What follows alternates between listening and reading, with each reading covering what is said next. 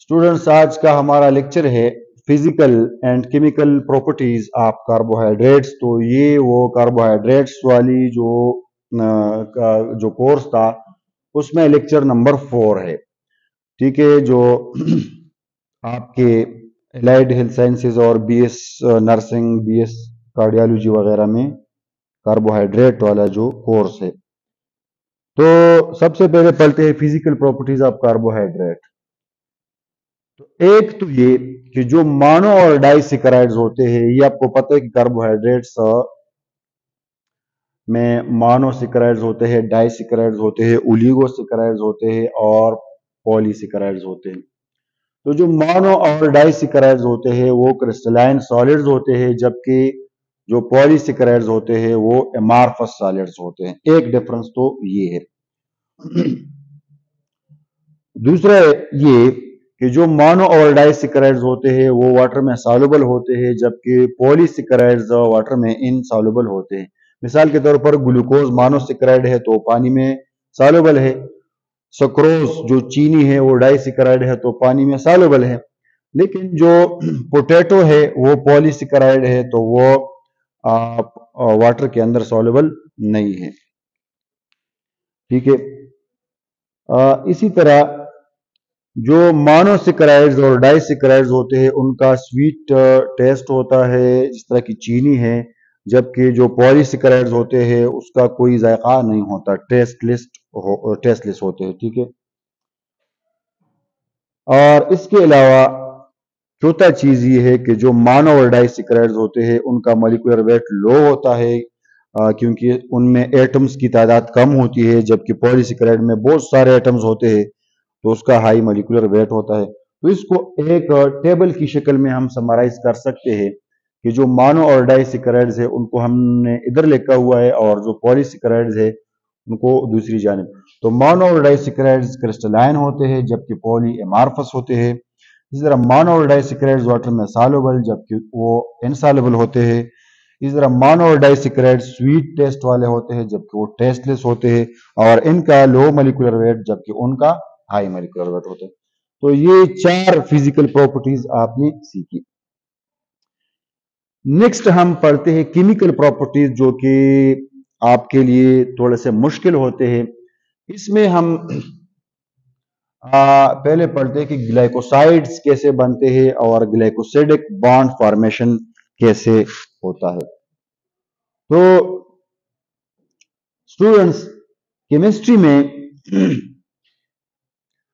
Glycosidic bond हम उस bond को कहते हैं जब एक शुगर यूनिट किसी दूसरे शुगर यूनिट के साथ या किसी दूसरे फंक्शनल ग्रुप के साथ बनाता है।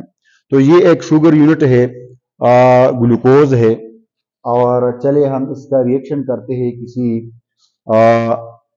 फंक्शनल ग्रुप के साथ, अल्कोहल के साथ। ये हमारे पास क्या है? अल्कोहल है। तो ये देखे रिएक्शन इनका होगा, इसके OH ग्रुप और वहां पर जो OH ग्रुप है तो दोनों OH ग्रुप के दरमियान रिएक्शन होगा। तो एक मॉलिक्यूल का अगर आप H ले ले और दूसरे मॉलिक्यूल का पूरा OH ले ले तो ये दोनों मिलकर आपस में वाटर देंगे। ठीक है, तो वाटर बीच में से निकलेगा, जबकि यहां पर जो ये O रह गया CH3 समेत, तो ये यहां पर आकर अटैच हो जाएगा। देखिए OCH3, तो एक नया बॉन्ड बन जाता है कार्बन ऑक्सीजन कार्बन। ये देखिए क्या पैटर्न है, कार्बन ऑक्सीजन कार्बन। तो इस किस्म के बॉन्ड को कहते हैं ग्लाइकोसिडिक बॉन्ड या ग्लाइकोसिडिक लिंकेज। अच्छा जी, केमिकल प्रॉपर्टी में दूसरा जो है वो ओसोजोन फॉर्मेशन है विद फिनाइल हाइड्रोजन। तो स्टूडेंट्स, ये आपके कोर्स में एक रिएक्शन है जो कि बहुत से स्टूडेंट्स ने मुझसे पूछा कि ये बहुत मुश्किल है, आपको इसलिए समझ नहीं आ रही कि इसमें गलती है। ठीक है, गलती क्या है कि यहाँ पर ग्लूकोज का मॉलिक्यूल तो ठीक ठाक लिखा हुआ है, लेकिन ये जो फिनाइल हाइड्रोजन है, फिनाइल हाइड्रोजन, इसका एक मॉलिक्यूल नहीं होता बल्कि इसके 3 मॉलिक्यूल आपने लेने हैं। कितने? 3 लेने हैं। ठीक है। और जो रिजल्टेंट प्रोडक्ट बनता है ओसोजोन जिसका नाम है, तो ओसोजोन के अलावा भी कुछ चीजें बनती है, तो वो भी इसमें मेंशन नहीं है, तो इसलिए आपको इसकी समझ नहीं आ रही। तो चलिए मैं आपके लिए वो मैंने लिख के कि देखिए ये 3 मॉलिक्यूल होने चाहिए, और ओसोजोन के साथ साथ 2 वाटर के मॉलिक्यूल बनेंगे, एक अमोनिया का मॉलिक्यूल बनेगा और एक बनेगा एनिलीन का मॉलिक्यूल। ठीक है, तो अब ये बैलेंस हो गया। ठीक है, इसका मैकेनिज्म कैसा है उसको देखें। तो इसके ऊपर आप बहुत यानी आप इंतहाई गौर के साथ इसको आप देखें।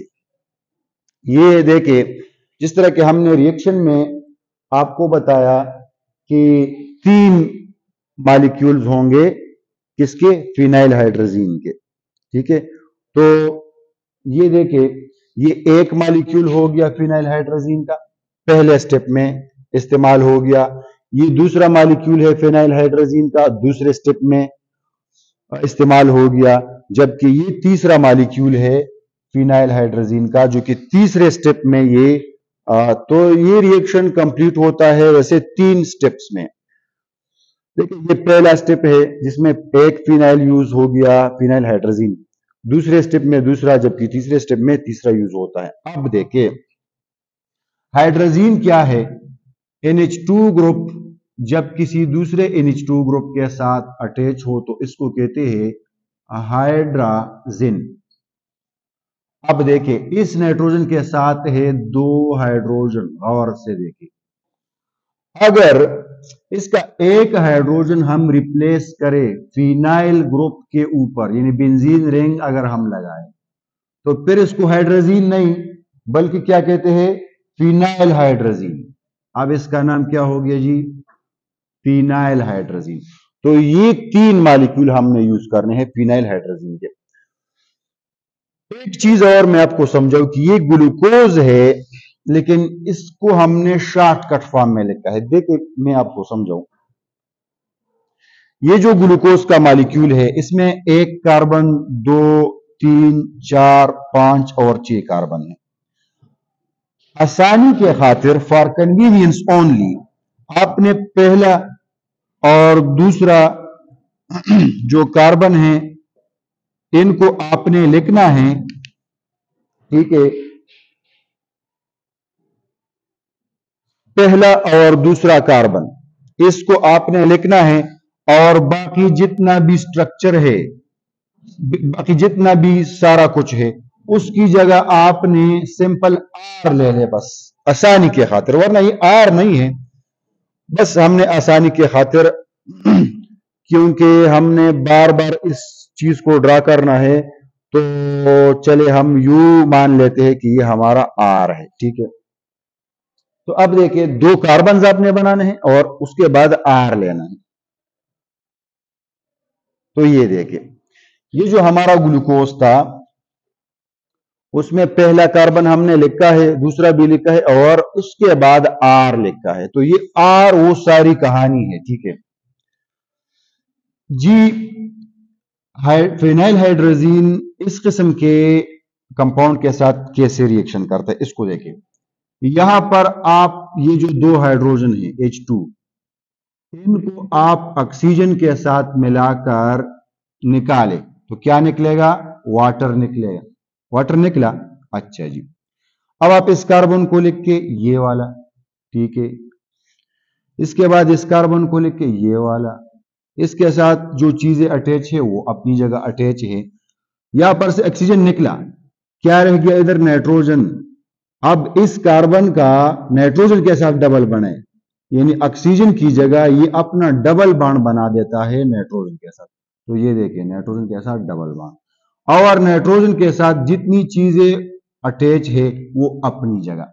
तो ये देखिए NH है, NH अपनी जगह, और ये C6H5 है, इसमें 6 कार्बन और 5 हाइड्रोजन है, तो इन्होंने इसलिए लिखा है C6H5। आप रिंग भी बना सकते हैं, C6H5 भी लिख सकते हैं। पहला स्टेप क्लियर हो गया। अच्छा जी, दूसरा स्टेप है और उसमें दूसरा फिनाइल हाइड्रोजीन यूज हो रहा है। ठीक है जी। तो इसमें देखिए, एक निकलेगा अमोनिया का मॉलिक्यूल, एक निकलेगा किसका, अमोनिया का मॉलिक्यूल। तो इधर जो NH है, ये वाला NH, ये और ये दो हाइड्रोजन्स, एक ये और एक ये, इनको आपस में मिलाएं, NH को और इन दो H को, तो क्या निकलेगा, NH3 निकलेगा, ये NH3 निकल गया। ठीक है जी। ये NH2 रह गया बेंजीन रिंग के साथ, ये NH2 रह गया बेंजीन रिंग के साथ, तो इसको कहते हैं एनिलीन। तो अब वापस जाए, वो जो ओवरऑल रिएक्शन था उसमें एक एनिलीन प्रोडक्ट था, वो ये। अच्छा जी, यहां पर क्या चीज बच गया, ये कार्बन और ऑक्सीजन का बॉन्ड हो जाएगा डबल, बाकी चीजें अपनी जगह। देखिए, ये कार्बन अपनी जगह, N अपनी जगह, ये अपनी जगह, ये सारा कुछ अपनी जगह, सिर्फ ये दो हाइड्रोजन गायब हो गए। अब देखें, ये कार्बन ये रहा, ठीक है, इसके साथ डबल बॉन्ड नाइट्रोजन, फिर NH, फिर C6H5, सब कुछ मौजूद है। कार्बन का ऑक्सीजन के साथ बॉन्ड डबल हो जाए, कार्बन का ऑक्सीजन के साथ बॉन्ड डबल, R अपनी जगह मौजूद है, तो इससे ये चीज बन गया। तो दूसरा स्टेप भी क्लियर हो गया। तीसरा जो स्टेप है, उसमें तीसरा फिनाइल हाइड्रोजीन क्या कर रहा है, अब इसको देखिए। यहां पर जो NH2 के साथ दो हाइड्रोजन हैं, इसको इस ऑक्सीजन के साथ मिलाकर एक दूसरा पानी का मॉलिक्यूल निकलेगा। देखिए, पहला पानी का मॉलिक्यूल पहले स्टेप में निकला, दूसरा मॉलिक्यूल तीसरे स्टेप में निकला, तो कितने मॉलिक्यूल निकल गए, दो मॉलिक्यूल वाटर के। मैं आपको दिखाऊं कि वाटर के कितने, दो मॉलिक्यूल निकलेंगे, और ये देखे वो एनिलीन ये है। तो निकल गया वाटर का मॉलिक्यूल, इस O और इस H2 के से बना वाटर का मॉलिक्यूल निकल गया। क्या रह गया, इस कार्बन के साथ, अब ये ऑक्सीजन तो नहीं रहा, अब ये अपना डबल बॉन्ड बनाएगा इस नाइट्रोजन के साथ। देखिए, कार्बन अब अपना डबल बॉन्ड नाइट्रोजन के साथ, और नाइट्रोजन के साथ कौन सी चीज अटैच है, NH और रिंग। तो ये NH और ये क्या है, रिंग। ठीक है, इसको आप रिंग की शक्ल में भी लिख सकते हैं और C6H5 भी लिख सकते हैं, तो ये चीज बन जाता है। तो ये आपका ओसोजोन है। अब आप इस R को एक्सपेंड करें, ये R आपका क्या था ये असल में वो बाकी चार कार्बन है, तो ओसोजोन बन जाता है। अब यहां पर ये चीज दिखाने की कोशिश की गई है कि यहां पर जो इस नाइट्रोजन का हाइड्रोजन है और जो यहां पर नाइट्रोजन है, इन दोनों के दरमियान हाइड्रोजन बॉन्ड बनता है, और इस किस्म के हाइड्रोजन बॉन्ड को क्या कहते हैं, इंट्रा मॉलिक्यूलर हाइड्रोजन बॉन्ड। यानी एक ही मॉलिक्यूल का H उसी मॉलिक्यूल के N के साथ जो हाइड्रोजन बॉन्ड, उसको कहते हैं इंट्रा मॉलिक्यूलर हाइड्रोजन बॉन्ड। तो ये फिर इस सूरत में होता है। बहरहाल ओसोजोन जो है वो ये है। ठीक है, ये ओसोजोन है।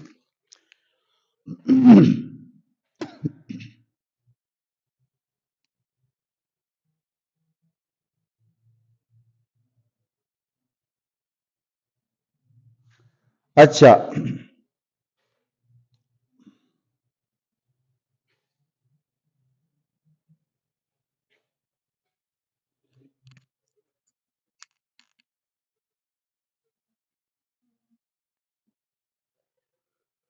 अच्छा जी, नेक्स्ट जो केमिकल प्रॉपर्टी है वो ऑक्सीडेशन है।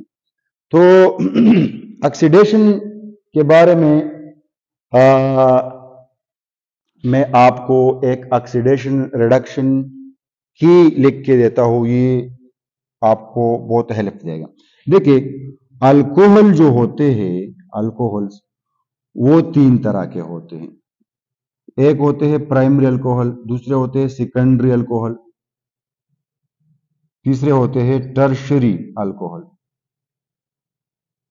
देखिए, प्राइमरी अल्कोहल को आप ऑक्सीडाइज कर सकते हैं, और प्राइमरी अल्कोहल जब आप ऑक्सीडाइज करेंगे तो अल्डिहाइड बनेगा, और अगर आप अल्डिहाइड को मजीद ऑक्सीडाइज करें तो कार्बोक्सिलिक एसिड बनेगा।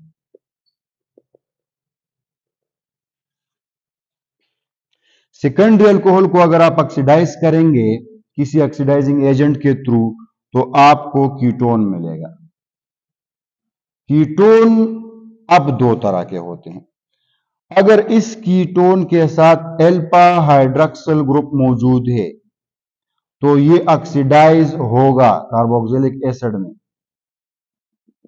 बनेगा कार्बोक्सिलिक एसिड अगर मौजूद है, और अगर अल्फा हाइड्रॉक्सिल ग्रुप मौजूद नहीं है तो फिर ये ऑक्सीडाइज नहीं होगा, और टर्शरी अल्कोहल को आप ऑक्सीडाइज नहीं कर सकते।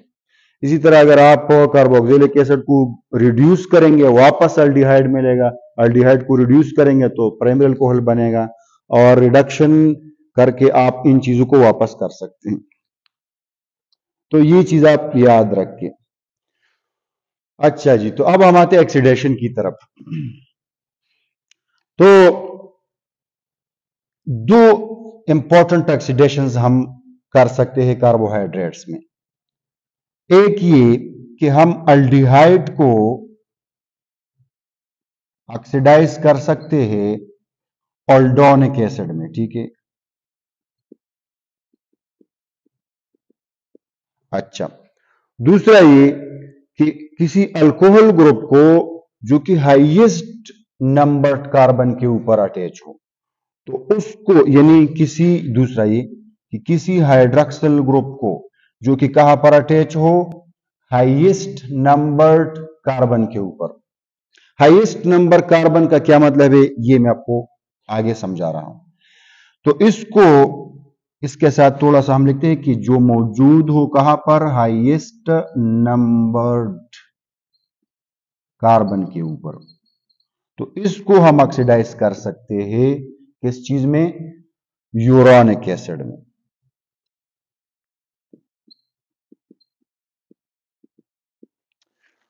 अल्डिहाइड ग्रुप अगर किसी कार्बोहाइड्रेट में मौजूद है तो उसको ऑक्सीडाइज करके हम अल्डोनिक एसिड हासिल करते हैं, और अगर कोई ऐसा OH ग्रुप हो जो कि हाईएस्ट नंबर कार्बन के ऊपर मौजूद हो तो उसको हम ऑक्सीडाइज करके उससे हासिल होता है यूरानिक एसिड। तो ये दोनों चीजें मैं अब आपको समझाने लगा हूं। ये आप देखिए, ये आपको जो स्ट्रक्चर नजर आ रहा है ये किस चीज का है,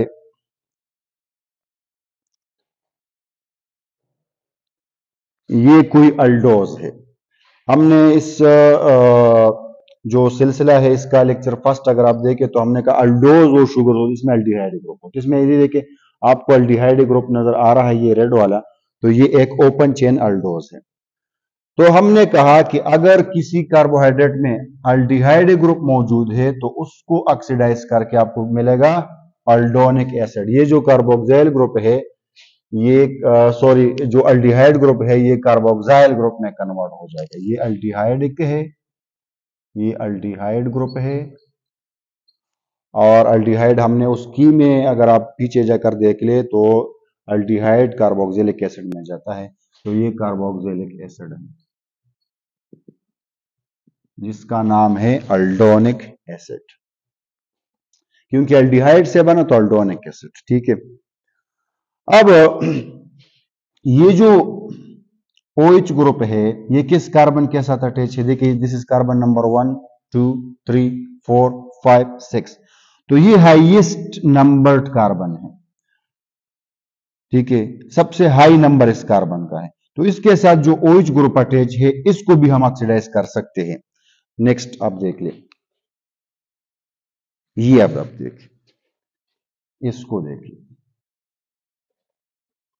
इसको देखिए, this is carbon number 1 2 3 4 5 and this is carbon number 6। तो कार्बन नंबर 6 के साथ जो OH ग्रुप अटैच है उसको भी हम ऑक्सीडाइज करके यानी कार्बोक्सिलिक एसिड में कन्वर्ट कर सकते हैं। लेकिन उसकी को अगर आप देखें तो ये अल्कोहल है। अल्कोहल पहले अल्डिहाइड में कन्वर्ट होगा, ठीक है, और अल्डिहाइड फिर कार्बोक्सिलिक एसिड में कन्वर्ट होगा। तो ये डायरेक्टली कन्वर्ट नहीं होता बल्कि ये 2 स्टेप्स में कन्वर्ट होगा। बहरहाल ये जो OH ग्रुप है हाईएस्ट नंबर कार्बन पर, तो इसको भी आप कार्बोक्सिलिक एसिड में और फिर उसको यूरानिक एसिड कहेंगे। अब चूंकि ये ग्लूकोज से बना तो ग्लूको यूरानिक एसिड इसको कहते हैं। तो ये ऑक्सीडेशन है। नेक्स्ट हम पढ़ते हैं ईस्टर फॉर्मेशन।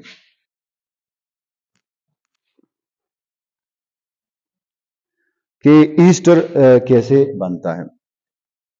देखिए ईस्टर तब बनता है जब हमारे पास कोई कार्बोक्सिलिक एसिड हो, ये देखिए this is any carboxylic acid, और दूसरी जानिब कोई अल्कोहल हो। ये दोनों आपस में रिएक्शन करते हैं, लेकिन इसका जो OH ग्रुप है, चलो हम इसको इस जानिब लिखते हैं ताकि समझने में आसानी हो। तो कार्बोक्सिलिक एसिड का OH ग्रुप और अल्कोहल का H जो है ये आपस में मिलकर वाटर प्रोड्यूस करते हैं। ये वाटर निकला बीच में से, और ये कार्बन इसका बॉन्ड बनेगा उस ऑक्सीजन के साथ। तो देखिए ये मैं कार्बन बना रहा हूं, ये डबल बॉन्ड ऑक्सीजन और R अटैच हैं, जबकि इस कार्बन का उस O के साथ बॉन्ड बन गया और उस O के साथ नेक्स्ट है R। तो इस किस्म का जो चीज होता है इसको कहते हैं ईस्टर। तो ईस्टर और वाटर आर द प्रोडक्ट्स। इस किस्म के रिएक्शन को एस्टरिफिकेशन भी कहते हैं, और सबसे पहले जो फिशर नामी साइंटिस्ट था उसने ये रिएक्शन मुतारफ कराया, तो इसलिए इसको कहते हैं फिशर एस्टरिफिकेशन, ठीक है। तो ये एस्टरिफिकेशन है। तो ये आपके जो कोर्स वाला स्लाइड है, अब आप इसको समझ सकते हैं, ठीक है, कि किस तरह ईस्टर बन जाता है। ये कार्बोक्सिलिक एसिड का OH ग्रुप और अल्कोहल का H। आप लेकिन ये बात आपको याद हो कि अल्कोहल का आपने H लेना है जबकि कार्बोक्सिलिक का OH लेना है, ठीक है। ऐसा ना हो कि इसका OH ले ले और इसका H ले ले। तो ये वही रिएक्शन है ईस्टर फॉर्मेशन वाला। और नेक्स्ट ग्लाइकोसिडिक बॉन्ड फॉर्मेशन वाला है, तो इसको हमने पहले भी पढ़ा है, और अगर आप इसको नहीं समझते तो हमारी जो पिछली लेक्चर्स है इस सीरीज के लेक्चर नंबर 1 या 2 में होगा, उसको आप देख ले। लेकिन थोड़ा सा मैं यहाँ पर भी आपको समझाऊं कि ग्लाइकोसिडिक बॉन्ड किस तरह बनता है। ये 2 शुगर यूनिट्स है, एक मोनोसैकेराइड दूसरा मोनोसैकेराइड। इसके कार्बन नंबर 1 पे OH है, इसके कार्बन नंबर 4 पे OH है। तो इन दोनों में से एक का आप OH ले ले और दूसरे का H ले ले, तो ये OH और H मिलकर निकल गया वाटर। वाटर बीच में से निकल गया तो बीच में क्या रह गया, ऑक्सीजन रह गया। कार्बन नंबर 1 और 4 के बीच में ऑक्सीजन, ये देखें कार्बन नंबर 1 और 4 के बीच में ऑक्सीजन। तो ये आपको कार्बन नंबर 1 फिर ऑक्सीजन और फिर कार्बन नंबर 4। तो इस तरह के बॉन्ड को कहते हैं ग्लाइकोसिडिक बॉन्ड। तो ये कैसे 2 शुगर यूनिट्स कंबाइन होते हैं, ग्लाइकोसिडिक बॉन्ड के थ्रू कंबाइन होते हैं। तो स्टूडेंट्स ये आपका इस सीरीज का आखिरी लेक्चर था, और उम्मीद है आपको समझ आ गया हो।